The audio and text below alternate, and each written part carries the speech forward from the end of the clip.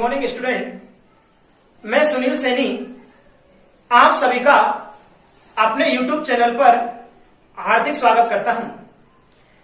देखो, अब तक हम फिजिक्स का 12th क्लास का फर्स्ट चैप्टर स्टडी कर चुके हैं। उसका हमने एक टॉपिक करके पढ़े। अब उसके बाद हम स्टार्ट करते हैं लेसन सेकंड, यानी चैप्टर सेकंड स्टार्ट करते हैं, जो कि विद्युत फ्लक्स और गाउस के नियम पढ़ने हैं उसके अंदर। तो देखो, सबसे पहले पढ़ते हैं उसके अंदर विद्युत फ्लक्स। देखो, विद्युत फ्लक्स या इलेक्ट्रिक फ्लक्स होता है। तो देखो, विद्युत फ्लक्स क्या होता है भाई, कि हम एक कोई क्या लेते हैं, पृष्ठ लेते हैं। एक क्या ले, कोई पृष्ठ, जिससे क्या गुजरती है, विद्युत क्षेत्र रेखाएं गुजरती हैं, या जिसके लंबवत क्या गुजरती है, विद्युत क्षेत्र रेखाएं। ये विद्युत क्षेत्र ई, हमने कहा कोई विद्युत क्षेत्र है ई, उसमें क्या लिया हमने, पृष्ठ, यानी एक विद्युत क्षेत्र में क्या लिया हमने, पृष्ठ। अब देखो, उसके लंबवत क्या गुजर रही है, विद्युत क्षेत्र रेखाएं गुजर रही हैं। ये क्या हो गया भाई, पृष्ठ, ये पृष्ठ हो गया। ये क्या है, विद्युत क्षेत्र। क्या है भाई, विद्युत क्षेत्र। ये क्या है, विद्युत क्षेत्र रेखाओं की संख्या। ये क्या है, विद्युत क्षेत्र रेखाएं, विद्युत क्षेत्र रेखाएं। देखो, हमने कहा क्या भाई कि विद्युत क्षेत्र ई, उसमें हमने एक पृष्ठ लिया, उसमें क्या लिया, एक पृष्ठ। अब जिससे क्या कर रही है, ये विद्युत क्षेत्र रेखाएं गुजर रही है, जिससे विद्युत क्षेत्र रेखाएं क्या हो रही है, गुजर रही है। तो देखो क्या आ रहा है कि किसी विद्युत क्षेत्र में किसी पृष्ठ से गुजरने वाली विद्युत क्षेत्र रेखाएं, लेकिन कैसी, देखने विद्युत क्षेत्र रेखाएं कैसी गुजरेंगी। जैसे मान लो पृष्ठ है, जैसे मैंने हाथ है इसको क्या लिया, पृष्ठ, तो इसके अभिलंबवत यानी लंबवत गुजरने वाली विद्युत क्षेत्र रेखाओं की संख्या क्या कहलाती है, विद्युत फ्लक्स। तो देखो भाई, विद्युत फ्लक्स की परिभाषा क्या होती है कि किसी विद्युत क्षेत्र में किसी पृष्ठ से अभिलंबवत गुजरने वाली, कैसी भाई, अभिलंबवत गुजरने वाली विद्युत क्षेत्र रेखाओं की संख्या को विद्युत फ्लक्स कहते हैं। किसी विद्युत क्षेत्र में पृष्ठ से अभिलंबवत गुजरने वाली विद्युत क्षेत्र रेखाओं की संख्या, विद्युत क्षेत्र रेखाओं की क्या भाई, संख्या विद्युत फ्लक्स कहलाती है। तो देखो, विद्युत फ्लक्स की परिभाषा क्या नोट करते हैं यहां पर भाई, कि किसी विद्युत क्षेत्र में पृष्ठ के अभिलंबवत गुजरने वाली विद्युत क्षेत्र रेखाओं की संख्या विद्युत फ्लक्स कहलाती है। तो ये क्या होगी, विद्युत फ्लक्स की परिभाषा। अब देखो, इसके बाद में हम दूसरी विद्युत फ्लक्स की परिभाषा पढ़ते हैं। वो देखो क्या है भाई, कि जैसे सपोज करो हमने क्या किया भाई, ये पृष्ठ है, इसके अंदर क्या लिया, क्षेत्रफल अल्पांश लिया हमने। ये क्या ले लिया, क्षेत्रफल अल्पांश डी ए। इसके अंदर क्या लिया हमने, क्षेत्रफल अल्पांश लिया डी, जो क्या कर रहा है, विद्युत क्षेत्र के साथ में थीटा कोण बना रहा है। यानी विद्युत क्षेत्र उसकी पृष्ठ के अंदर क्या लिया हमने, एक अल्पांश क्षेत्रफल ले लिया, कितना, डी, जो कि विद्युत क्षेत्र ई के साथ में कितना कोण बनाता है, थीटा कोण बनाता है। विद्युत क्षेत्र के साथ कितना कोण बनाता है, थीटा। तब देखो क्या हो गई, हमें क्या करना है, इस अल्पांश क्षेत्रफल से निर्गत विद्युत फ्लक्स ज्ञात करना है। क्या ज्ञात करना है भैया, अल्पांश क्षेत्रफल या अल्पांश क्षेत्रफल से निर्गत विद्युत फ्लक्स। हम क्या कर रहे हैं भाई, अल्पांश क्षेत्रफल से निर्गत विद्युत फ्लक्स ज्ञात कर रहे हैं। ये अल्पांश क्षेत्रफल है। देखो, अल्पांश क्षेत्रफल को किससे व्यक्त करते हैं, डी फाई से। अल्पांश क्षेत्रफल फ्लक्स को हम किससे व्यक्त करते हैं, फाई से, लेकिन अल्पांश क्षेत्रफल है, इसमें किससे व्यक्त करते हैं, डी फाई से। इक्वल टू, इसका फॉर्मूला होता है भाई, E vector dot D A vector. E vector dot कितना होता है, डी ए वेक्टर।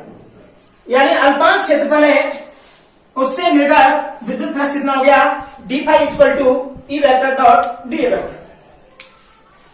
अब यदि हम इस संपूर्ण पृष्ठ से ज्ञात करें कि संपूर्ण पृष्ठ से निर्गत विद्युत फ्लक्स कितना होगा, तो क्या लिखे भाई, संपूर्ण पृष्ठ से निर्गत विद्युत फ्लक्स, निर्गत विद्युत फ्लक्स।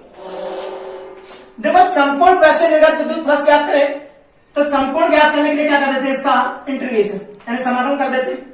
इधर भी क्या कर देते हैं समाकलन, कितना होगा भाई, E vector dot D A vector. हम डी फाई का इंटीग्रेशन करते हैं तो कितना हो जाएगा भाई, फाई। डी फाई का इंटीग्रेशन करते हैं कितना हो गया, फाई।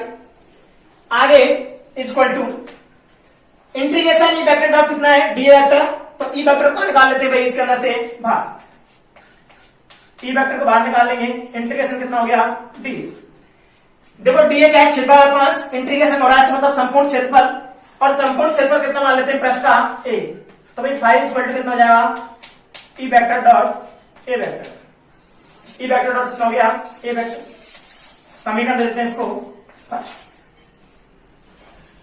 अब देखो समीकरण फर्स्ट से हम विद्युत फ्लक्स की एक परिभाषा और बना सकते हैं, और वो परिभाषा क्या होगी भाई, तो देखो ये क्या है, विद्युत क्षेत्र की तीव्रता, और ये क्या है, क्षेत्रफल अल्पस, ये क्या है, क्षेत्रफल सदिश।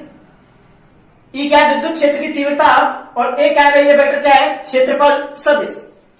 बीच में क्या लग रहा है, डॉट। डॉट का मतलब होता है अदिश गुणनफल। डॉट का मतलब क्या होता है, अदिश गुणनफल। 11th क्लास में पढ़ा है हमने अदिश गुणनफल। तो देखो विद्युत फ्लक्स की दूसरी परिभाषा क्या होगी भाई, विद्युत क्षेत्र की तीव्रता ई वेक्टर तथा क्षेत्रफल सदिश ए वेक्टर के अदिश गुणनफल को विद्युत फ्लक्स कहते हैं। हमने कहा विद्युत क्षेत्र की तीव्रता तथा क्षेत्रफल सदिश के अदिश गुणनफल को क्या कहते हैं, विद्युत फ्लक्स कहते हैं। तो ये होगी विद्युत फ्लक्स की सेकंड परिभाषा, क्या भाई, कि विद्युत क्षेत्र की तीव्रता तथा क्षेत्रफल सदिश के अदिश गुणनफल को विद्युत फ्लक्स कहते हैं। तो ये होगी मेरे पास विद्युत फ्लक्स की डेफिनेशन। आगे बात करते हैं भाई कि यदि बंद पृष्ठ से निर्गत विद्युत फ्लक्स निकालें, कि बंद पृष्ठ से निर्गत फ्लक्स, निर्गत फ्लक्स। देखो बंद पृष्ठ से निर्गत फ्लक्स निकाले तो फाई इक्वल टू इंटीग्रेशन कितना कर देंगे, बंद समाकलन लगा दिया, कितना जाएगा, ई वेक्टर डॉट ए वेक्टर। बंद पृष्ठ निकाल लिया। अब देखो यदि हम क्या करते हैं, यहां पर भाई डॉट को हटाते समीकरण 1 से, तो डॉट को हटाते क्या आता है, कॉस थीटा। तो देखो फाई इक्वल टू कितना हो जाएगा, ई ए कितना हो जाएगा, कॉस थीटा। ये हो गया विद्युत फ्लक्स का अगला फॉर्मूला। फाई बराबर कितना हो गया, ई ए कितना हो गया, कॉस थीटा। जहां पर थीटा क्या है भाई, ई और ए के बीच का क्या है, कोण, यानी विद्युत क्षेत्र की तीव्रता तथा क्षेत्रफल सदिश के मध्य का क्या है, कोण थीटा। आप देखो इसकी विशेष अवस्था पढ़ते हैं। देखो आप पढ़ते हैं विद्युत फ्लक्स की विशेष अवस्था। तो देखो विशेष अवस्था में नंबर 1 विशेष अवस्था क्या पढ़ते हैं भाई हम, कि जब ई वेक्टर व ए वेक्टर समांतर स्थित हो, समांतर स्थित हो, अर्थात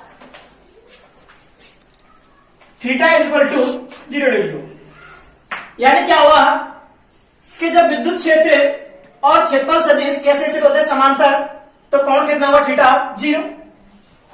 तब हम विद्युत फ्लक्स ज्ञात करें तो हमने समीकरण 2 दिया था भी, समीकरण 2 से, समीकरण 2 क्या था, phi equal to E A cos theta. कितना था, ई ए कॉस थीटा। तो कॉस की थीटा कितना देंगे भाई, 0। कॉस 0 का मान कितना होगा भाई, 1। तो फाई इक्वल टू कितना हो जाएगा, ई ए। एक विशेष अवस्था होगी।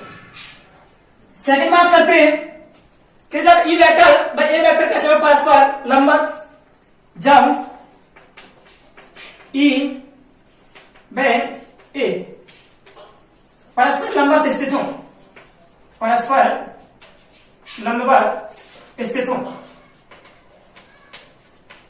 अर्थात लंबवत होंगे तो थीटा कोण कितना होगा, थीटा बराबर कितना होगा, 90। समीकरण किससे, 2 से, समीकरण 2 से क्या करते हैं भाई, फाई बराबर कितना जाएगा, ई ए कॉस 90। कितना जाएगा भाई, कॉस 90 मान 0, तो फाई इक्वल टू कितना हो जाएगा, 0। ठीक, दो विशिष्ट अवस्था होगी।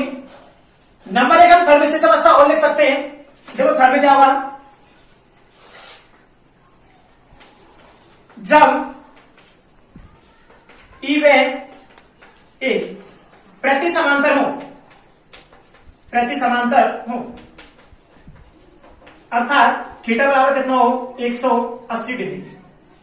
जब प्रति समांतर होंगे यानी विपरीत दिशा में होंगे तो कितना कोण होगा 180। तो वही किससे, समीकरण 2 से।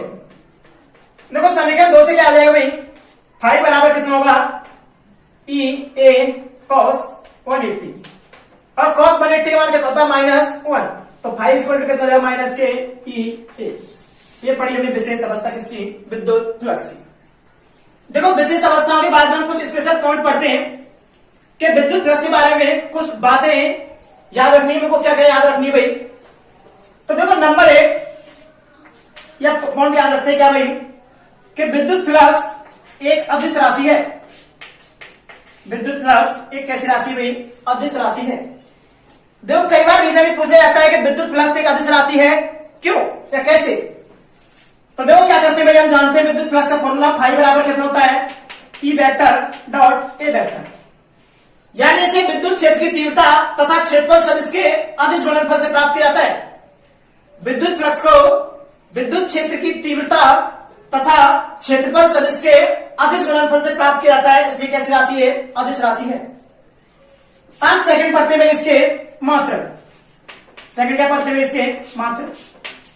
अब देखो बात करें इसके एसआई मात्रक की, कि एसआई मात्रक या एमकेएस पद्धति मात्रक क्या होता है। तो देखो यदि यहीं से बात करें विद्युत क्षेत्र की तीव्रता का मात्रक क्या होता है, न्यूटन पर क्या होता है कूलम इंटू क्षेत्र का मात्रक कितना होता है मीटर स्क्वायर। तो विद्युत फ्लक्स का मात्रक क्या हो गया, न्यूटन इंटू मीटर स्क्वायर अपन कितना हो गया कूलम, यानी एक तो मात्रक हो गया न्यूटन इंटू मीटर स्क्वायर अपन कितना हो गया कूलम। अब देखो बात करते हैं भैया किसकी, कि न्यूटन अपॉन कूलम होता है, न्यूटन अपॉन कूलम ये क्या होता है वोल्ट पर मीटर, क्या होता है वोल्ट पर मीटर। तो अन्य मात्रक होता है इसका वोल्ट इंटू कितना मीटर। भाई इसका मात्रक होता है वोल्ट पर मीटर न्यूटन पर कूलम को। तो यदि हम मीटर स्क्वायर से करेंगे तो क्या हो जाएगा वोल्ट इंटू मीटर। एक मात्रक क्या होगा इसका वोल्ट इंटू मीटर। अगली बात करें किसकी भाई इस की, इसका मात्रक क्या होता है वेबर। एक अन्य इसका मात्रक क्या होता है वेबर, जिसको किसी व्यक्त करते हैं डब्ल्यू बी से। तो एसआई पद्धति में या एमकेएस पद्धति में इसके तीन मात्रक हो गए, newton into metre square upon coulomb या वोल्ट इंटू मीटर या होता है वेबर, क्या होता है भाई वेबर। अब बात करते हैं भाई इसकी सीजीएस पद्धति की, कि सीजीएस पद्धति में मात्रक क्या होगा। तो देखो सीजीएस पद्धति में न्यूटन की जगह क्या होता है भाई डाइन, न्यूटन की जगह क्या होता है डाइन इंटू मीटर स्क्वायर कितना हो जाएगा सेंटीमीटर स्क्वायर अपन कूलम क्या हो जाएगा स्टेट कूलम। तो मात्रक क्या हो गया dyne into centimetre square upon state coulomb. दूसरा मात्रक क्या होगी स्टेट वोल्ट, वोल्ट की जगह क्या होता है सीजीएस पद्धति में स्टेट वोल्ट और मीटर की जगह क्या होता है सेंटीमीटर। तो स्टेट वोल्ट इंटू कितना हो गया सेंटीमीटर। अब देखो वेबर तो वेबर ही होता है, ये होगा मेरे पास सीजीएस पद्धति में मात्रक। अब इसके विमीय सूत्र की बात करें कि विमीय सूत्र, कि विद्युत फ्लक्स है उसको क्या कहते हैं विमीय सूत्र। अब देखो विमीय सूत्र की बात करें तो देखो बल का विमीय सूत्र कितना होता है भाई m1 L1 T-2 metre square कितना हो जाएगा L2 अपॉन आवेश कूलम में इसका कितनी होती है भाई A1 T1, यानी बल का विमीय सूत्र होता है m1 L1 T-2 metre square कितना हो गया L2 आवेश का कितना हो गया कूलम कितना हो गया A1 T1।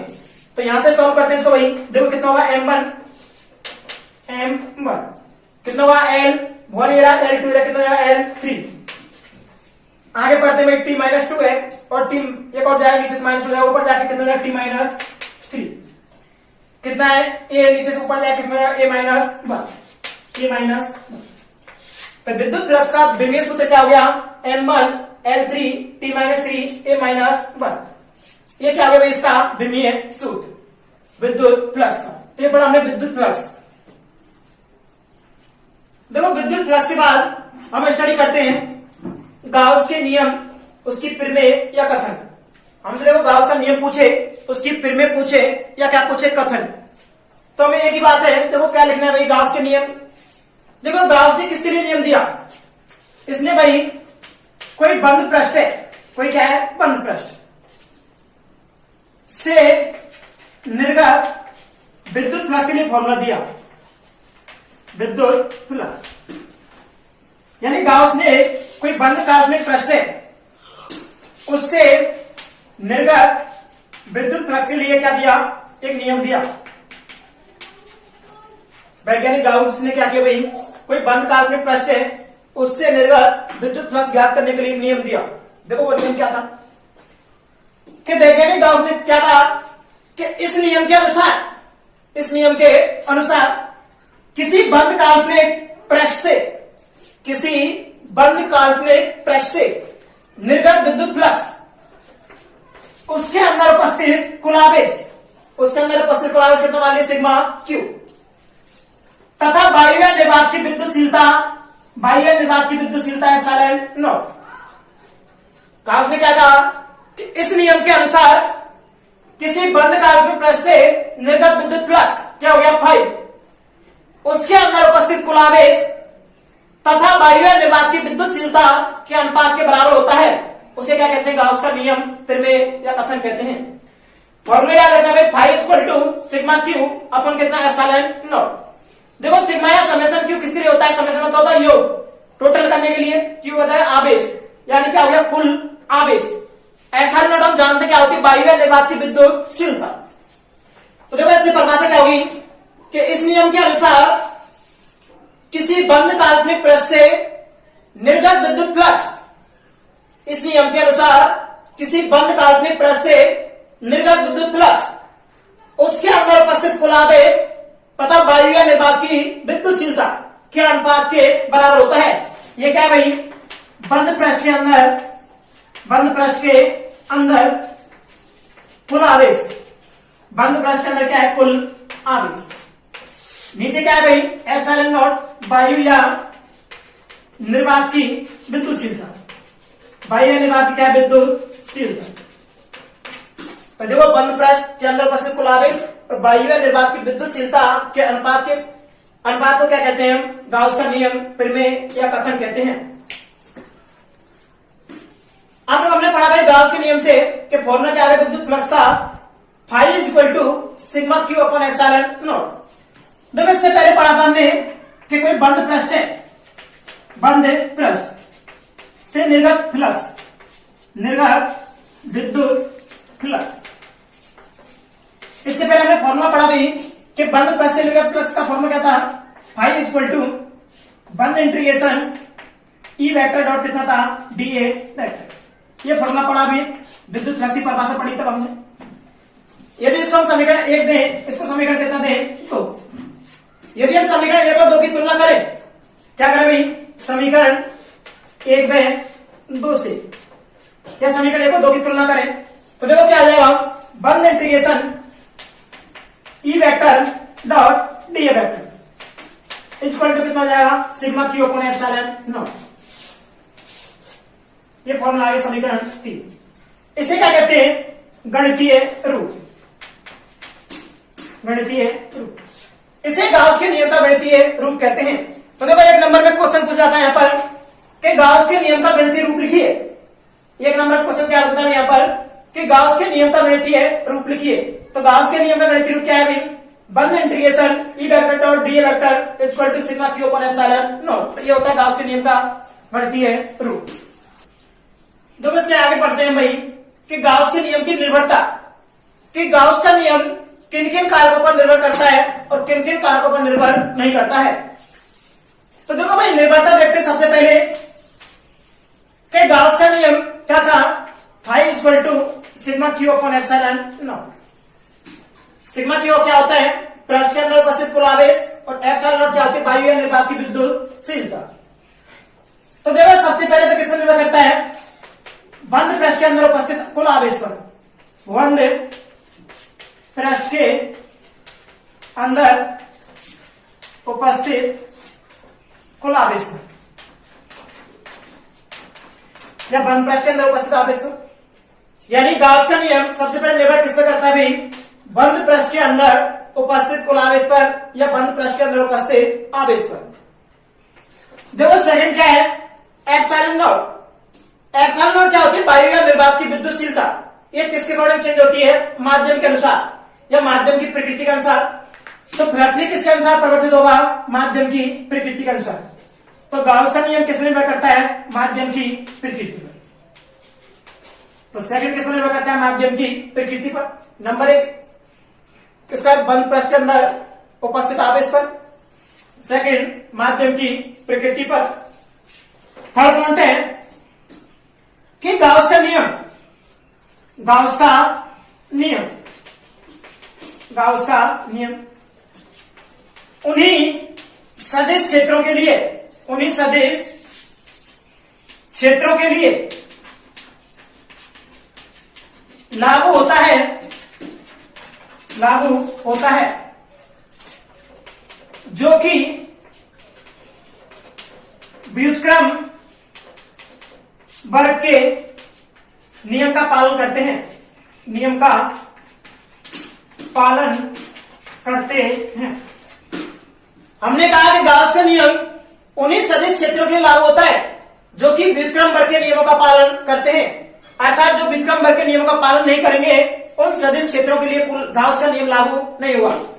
देखो एक नंबर का क्वेश्चन भी पूछा जाता है यहां पर, वो क्या है कि देखना यदि हम जो अपने पास विद्युत क्षेत्र की तीव्रता पढ़ते हैं या कूलाम के नियम पढ़ते हैं, उसमें क्या होता है? 1/r² की जगह यदि 1/r³ कर दी जाए, 1/r² की जगह कितने कर दिया जाए? 1/r³ कर दिया जाए, तो क्या वहां पर गाउस का नियम सत्य होगा या लागू होगा? नहीं, क्योंकि हमने क्या किया? 1/r² के स्थान पर कितना कर दिया? 1/r³।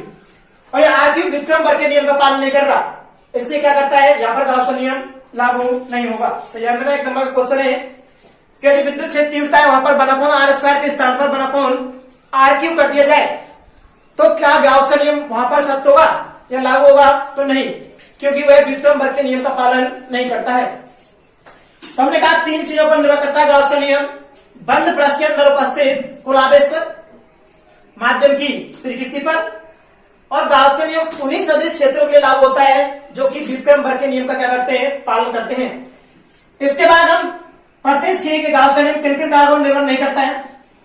तो देखो किन कारकों पर निर्भर नहीं करता है, तो देखो 3 कारक है जिन पर निर्भर नहीं करता है और 3 कारक है जिन पर क्या निर्भर करता है। तो देखो नंबर 1 किस पर निर्भर नहीं करता है कि बंद पृष्ठ के बाहर उपस्थित आवेश पर, यानी बंद पृष्ठ के बाहर उपस्थित आवेश पर, उपस्थित आवेश पर निर्भर नहीं करता है। हमने कहा कि बंद पृष्ठ के बाहर उपस्थित आवेश पर निर्भर नहीं करता है, क्योंकि केवल क्या चाहिए इसमें? बंद पृष्ठ के अंदर आवेश। बंद पृष्ठ के बाहर कितना भी आवेश हो उस पर गाउस का नियम लागू नहीं होता है या गाउस का नियम कार्य नहीं करता है। अगली बात करें भाई सेकंड कि सतत आवेश वितरण पर, सतत आवेश वितरण पर देखो सतत आवेश वितरण क्या होता है कि यदि किसी पृष्ठ पर आवेश एक समान रूप से वितरित होता है तो उसे क्या कहते हैं? सतत आवेश वितरण। देखो सतत का मतलब हो गया एक समान आवेश और वितरण, यानी यदि आवेश का वितरण किसी पृष्ठ पर एक समान रूप से होता है तो उसे क्या कहते हैं? सतत आवेश वितरण। तो गाउस का नियम सतत आवेश वितरण पर निर्भर नहीं करता है, पर निर्भर नहीं करता है। क्यों भाई? हमें क्या चाहिए? बंद पृष्ठ के अंदर कुल आवेश चाहिए, वो कहीं पर ज्यादा हो कहीं पर कम हो उससे हमें कोई फर्क नहीं पड़ता, हमें क्या चाहिए? उसके अंदर टोटल आवेश। तो देखना सतत आवेश वितरण पर भी गाउस का नियम लागू नहीं होता है या कार्य नहीं करता है। आगे देखो दे भाई अगला पॉइंट क्या ले, हमने बताया एक तो बाहर उपस्थित आवेश पर, एक सतत आवेश वितरण पर। अगला क्या है? जो पृष्ठ है उसके आकार या आकृति पर, यानी जो पृष्ठ है उसके आकार व आकृति पर भी निर्भर नहीं करता है। यानी गाउस का नियम जो पृष्ठ होता है उसके आकार व आकृति पर भी निर्भर नहीं करता है, क्योंकि आकार आकृति कैसा भी हो उससे हमें कोई लेना देना नहीं होता। हमें क्या चाहिए? बंद पृष्ठ के अंदर कुल आवेश चाहिए। क्या चाहिए? बंद पृष्ठ के अंदर कुल आवेश। तो ये 3 चीज जिन पर गाउस का नियम लागू करता निर्भर करता है और ये 3 पॉइंट जिन पर गाउस का नियम निर्भर नहीं करता है। देखो गाउस के नियम के विशेष अवस्था पढ़ते हैं। तो देखो विशेष अवस्था में क्या भाई नंबर 1 पढ़ते हैं कि यदि कोई बंद पृष्ठ है, ये क्या है बंद पृष्ठ, इसके अंदर आवेश स्थित है plus Q minus Q plus Q और मान चलिए प्लस क्यू। ये पृष्ठ दे रखा है बंद पृष्ठ है और इससे क्या हमें कुल फ्लक्स निकालना है या इस बंद पृष्ठ से निर्गत क्या करना है विद्युत फ्लक्स। तो इस बंद पृष्ठ से निर्गत विद्युत फ्लक्स बात करें फाई की, तो भाई गाउस के नियम से फॉर्मूला क्या होता है sigma Q upon epsilon not. क्या होता है भाई, या लिखते हैं गाउस के नियम से, गाउस के नियम से। देखो गाउस के नियम से क्या हुआ, phi is equal to summation Q upon epsilon not.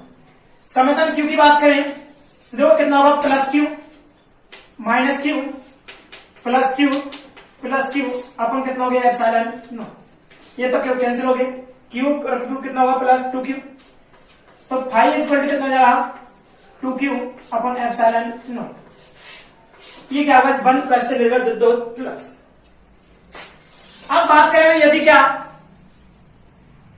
कि कोई पृष्ठ है उसके अंदर विद्युत द्विध्रुव रखे हुए, क्या भाई विद्युत द्विध्रुव। ये क्वेश्चन बहुत ज्यादातर पूछा जाता है। देखो विद्युत द्विध्रुव पहले पढ़ चुके हैं, उसमें क्या होता है एक बार माइनस आवेश होता है और क्या होता है प्लस क्यू। ऐसे ही माइनस क्यू इधर क्या होता है प्लस क्यू, यहां पर माइनस क्यू माने तो यहां पर क्या होगा प्लस क्यू। यानी विद्युत द्विध्रुव में परिणामी आवेश कितना होता है 0। तो देखो उससे निर्गत विद्युत फ्लक्स फाई बराबर कितना होगा भाई 0। सिग्मा क्यू अपन कितना होगा एप्सिलॉन नॉट, सिग्मा क्यू अपन बराबर कितना होगा 0, तो फाई बराबर कितना हो जाएगा 0। तो कोई भी बंद पृष्ठ है जिसके अंदर विद्युत द्विध्रुव रखा हुआ है तो उससे निर्गत विद्युत फ्लक्स कितना होता है 0। तो क्वेश्चन ध्यान रखना, वैसे ही पूछ लेता है ज्यादातर। देखो क्या होता है कि यदि कोई पृष्ठ है उसके अंदर विद्युत द्विध्रुव रखा हुआ है तो उससे निर्गत विद्युत फ्लक्स कितना होता है 0, क्योंकि उसके अंदर परिणामी आवेश कितना होता है 0। अब बात करें भाई थर्ड पॉइंट की कि यदि एक घन लेते हैं, यदि क्या लेते हैं घन,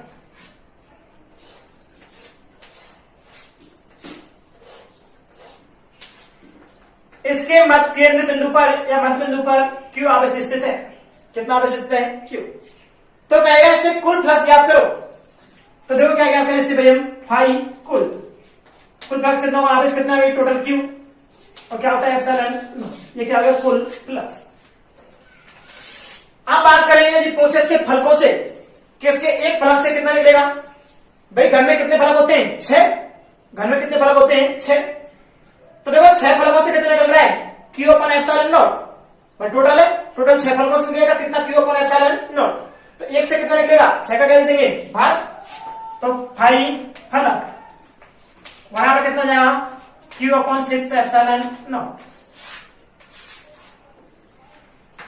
अब यदि बात करें किसकी भाई शीर्षों से कि फाई शीर्ष, तो देखो घर के कितने शीर्ष होते हैं 4 ऊपर 4 नीचे कितने होते हैं 8। तो भाई टोटल कितना निकलता है क्यू अपॉन एप्सिलॉन नॉट। तो एक अपने पास शीर्ष से कितने लेगा, किसका भाग देंगे 8। तो क्यू अपॉन कितना जाएगा 8 एप्सिलॉन नॉट। एक निकल गया शीर्ष से विद्युत फ्लक्स। यदि बात करें किससे किरोड़ से, किरोड़ या किनार से कि 5 किरोड़। देखो किनार कितनी होती है 12, 4 देखो इधर साइड वाली जाएंगी 4 इधर वाली और क्या हो जाएंगी 2 ऊपर 2 नीचे कितने जाएंगी 12। देखो कितने हमारे पास टोटल 12 कितना होता है क्यू अपॉन एप्सिलॉन नॉट। तो एक से निकालेंगे किनार से कितना जाएगा 12 का भाग दे देंगे। तो 5 किलोमीटर बराबर कितना हो गया क्यू अपॉन 12 एप्सिलॉन नॉट। अब देखो क्वेश्चन होता है कि यदि कोई विद्युत क्षेत्र है, कोई क्या विद्युत क्षेत्र, चलो छोड़ो